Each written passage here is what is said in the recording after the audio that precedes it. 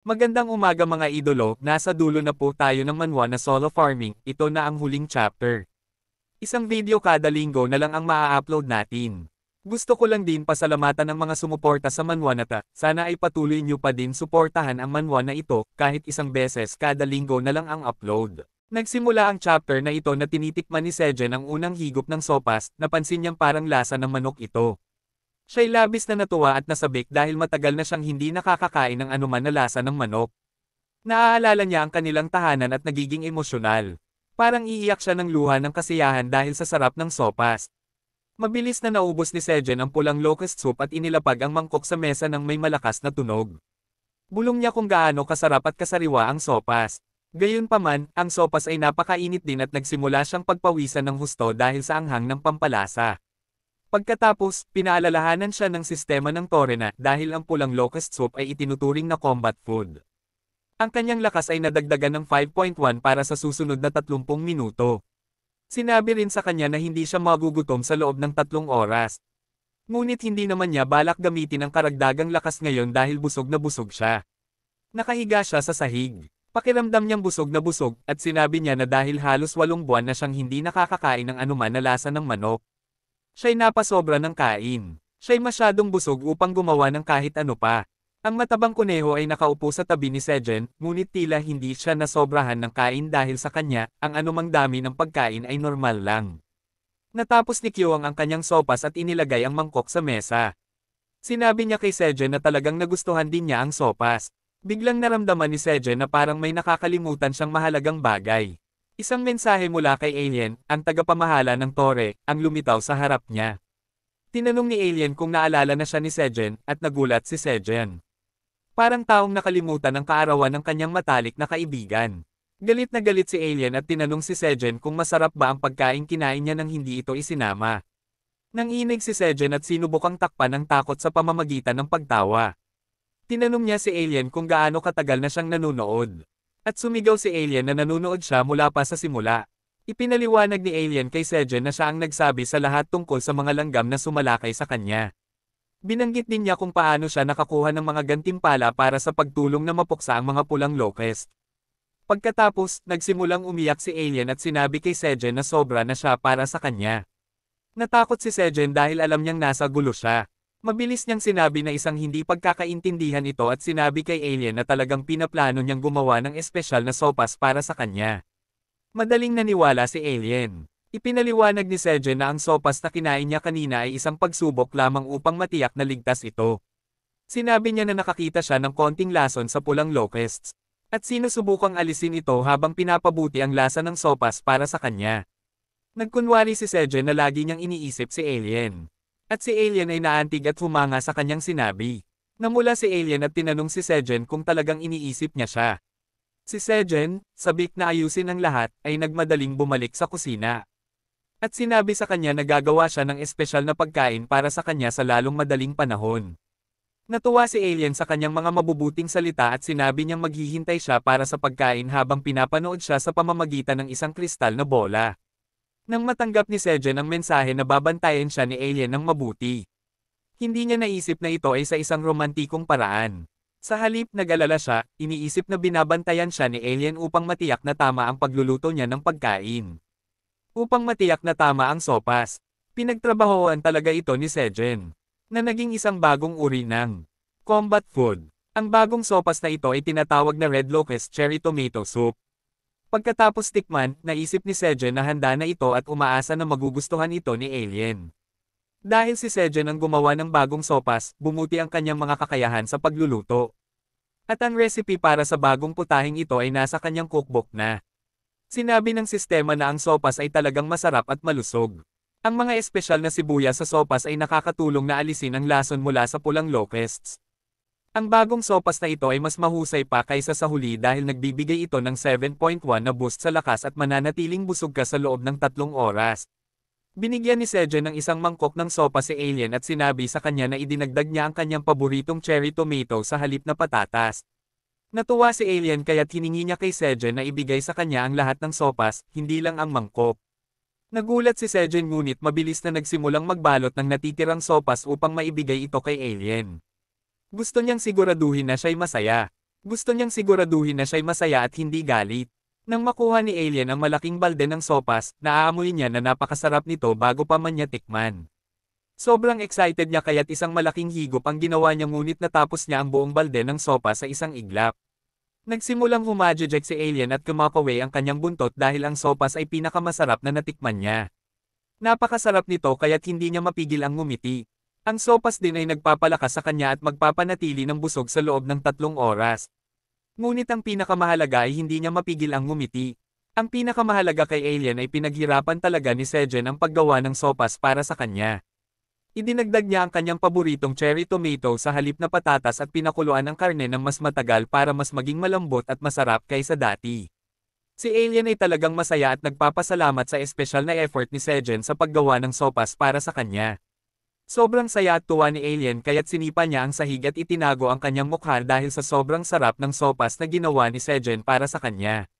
Naisip niya na dahil ginawa ito ni Sejen ng may malaking pag-aalaga. Tiyak na magiging kamangha-mangha ito. Nakaramdam siya ng mainit at masayang pakiramdam sa kanyang puso at sinubukang kumbansihin ang sarili na ito'y dahil lang sa dagdag na mana ng sopas. Hindi dahil sa kanyang matinding damdamin. Tinawag ni Sejen si Alien at tinanong kung nagustuhan niya ang sopas at kung mas mabuti na ang pakiramdam niya. Sinabi ni Alien na talagang masarap ang sopas at talagang nagustuhan niya ito. Nakaramdam ng kaluwagan si Sejen at ipinaliwanag na hindi talaga niya nakalimutan si Alien. Nadala lang siya sa sobrang sarap ng sopas. Sinabi ni Sejen na nadala lang siya sa sobrang sarap ng sopas matapos ang matagal na panahon na hindi nakatikim nito. Hiniling ni Sejen kay Alien na huwag magalit sa kanya at binigyan siya ng mga tuyong matamis na patatas bilang merienda pagkatapos ng sopas. Sobrang saya ni Alien sa sopas kaya't hindi na niya kailangan ng karagdagang pag-uudyok. Nagsabi pa siya ng paumanhin kay Sejen dahil sa galit niya kanina. Ipinaliwanag niya na nagalit lang siya dahil pakiramdam niya hindi siya pinapansin ni Sejen. Nagsimulang mag-alala si Sejen at mabilis na sinabi na hindi niya nais na makita siyang muli.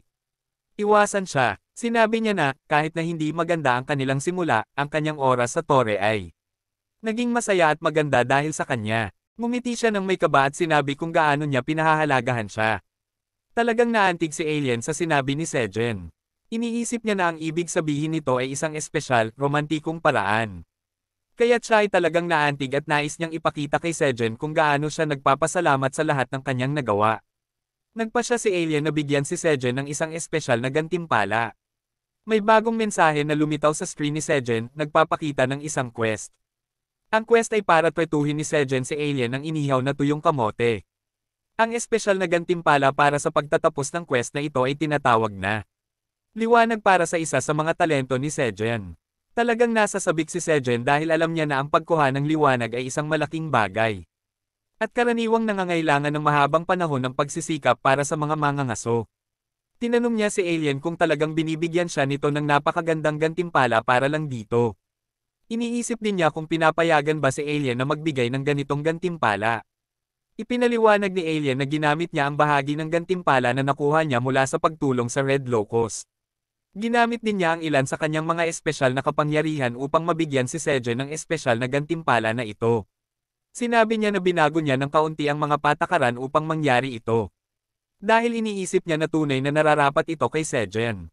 Ibinigay ni Sejen kay Alien ang balde ng inihaw na kamote, at natapos ang quest. Bilang resulta, ibinigay ni Alien ang ipinangakong gantimpala. Ang bagong talento ni Sejen ay tinatawag na landowner.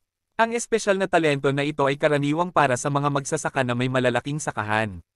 Sa talento na ito, maaaring pumili si Sejen ng hanggang 30 tao na tinatawag na tenant farmers upang gamitin ang kanyang mga kasanayan. Tuwing magtrabaho at kumita ng gantimpala ang mga tenant farmers na ito, makakakuha si Sejen ng maliit na porsyento, 1% ng kanilang kita. Kung mas lumaki ang sakahan ni Sejen, mas magiging kapaki-pakinabang ang talento na ito. Excited sa kanyang bagong talento, nagpa siya si Sejen na subukan ito. Tinawag niya si Kyuang at ginamit ang system window upang gawing unang tenant farmer si Kyuang. Sa ganitong paraan, makikita ni Sejen kung paano gumagana ang sistema. Sa ganitong paraan, makikita ni Sejen kung paano gumagana ang talento na landowner. Ikinabigla at ikinasaya ni Sejen na makita kung paano gumagana ang kanyang bagong talento, landowner. Nakakita si Kyuang ng espesyal na tanda sa ibabaw ng kanyang ulo na nagpapakita na siya na ngayon ay isang tenant farmer. Upang subukan ng talento, humiling si Sejen kay Kyoang na kumuha siya ng 100 cherry tomatoes. Tumakbo agad si Kyoang at dumating sa cherry tomato farm bago pa man magkaroon ng pagkakataon si Sejen na mag-isip. Nagsimula agad siyang mamitis ng mga kamatis. Habang namimita si Kyoang ng mga kamatis, nagsimula nang makatanggap si Sejen ng maraming mensahe sa kanyang screen. Ipinapakita ng mga mensahe na ito na kumikita siya ng mga gantimpala dahil sa trabaho ni Kyoang. Tuwing namimita si Kyoang ng mga kamatis, nakakakuha si Sejen ng maliit na bahagi, 1% ng mga gantimpala tulad ng experience points at pag-unlad ng kasanayan. Naiintindihan na ngayon ni Sejen na sa talento niyang landowner, maaari siyang kumita ng gantimpala at gumaling pa rito. Kahit na hindi siya ang gumagawa ng trabaho. Iniisip ni Sejen na ang kanyang bagong talento ay kamangha-mangha dahil nangangahulugan ito na maaari pa rin siyang kumita ng mga gantimpala kahit na masyado ng malaki ang kanyang sakahan para sa kanya na pamahalaan mag-isa. Kapag nagtatrabaho ang mga tenant farmers sa sakahan, makakakuha siya ng maliit na halaga ng experience points at pag-unlad ng kasanayan, kahit na hindi siya ang gumagawa ng trabaho. Kamakailan, nahihirapan si Sejen na panatilihin ang sakahan, ngunit ngayon nararamdaman niyang ang talento na ito ay talagang makakatulong. Naaalala din niya na habang lumalaki ang kanyang sakahan, mas gaganda pa ang kanyang talento. Pumunta si Sejen sa mga kuneho na nagpapahinga at sinabi sa kanila na kailangan nilang tumulong sa pagpapalaki ng sakahan. Ang itim na kuneho, na tamad, ay nagsabi na siya'y sobrang busog at antok para magtrabaho dahil marami siyang nakain. Medyo nadismaya si Sejen ngunit ginawa pa rin niyang pangalawang tenant farmer ang itim na mandirigmang kuneho. Hindi masyadong masaya ang itim na kuneho tungkol dito. Nagpasya si Sejen na gawing mga tenant farmer ang iba pang mga kuneho upang makatulong sa sakahan, kahit na sila'y antok at busog mula sa pagkain. Hinikayat sila ni Sejen na magpatuloy sa pagtatrabaho. Biniro niya na kung masyado silang magpapahinga, baka maging tamad sila tulad ng mga baka. Isang minotaur, na malapit lang, ang nakarinig nito at nagtataka kung siya ang tinutukoy ni Sejen. Sinabi ni Sejen sa kanyang mga kaibigang kuneho na oras na para masiyahan sa pagtatrabaho sa sakahan, at pumunta silang lahat sa malaking cherry tomato field. Sabik silang magsimula sa pagsasaka, ngunit hindi nila alam na may mga mapanganib na corrupted creatures na sumalakay na sa kanilang sakahan. Ang mga nilalang na ito ay partikular na mabagsik at maaaring magdulot ng problema sa kanila.